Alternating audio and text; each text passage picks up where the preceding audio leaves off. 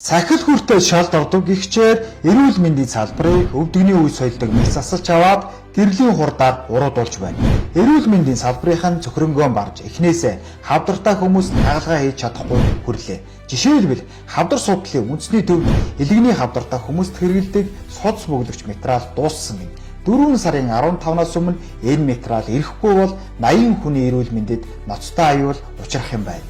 Гүйцэтгэлээр санхүүжүүлнэ гэх бодлогын чинь үр дүнд анхан болон дунд шатны эмнэлгүүд өр ширэндээ баригдаж эмчилгээ үйлчилгээ явуулахад хүндрэлтэй боллоо. Цаашлаад эмнэлгүүдийн батур, наадах, цалин гэд бүхий л асуудал хүндэрсэн.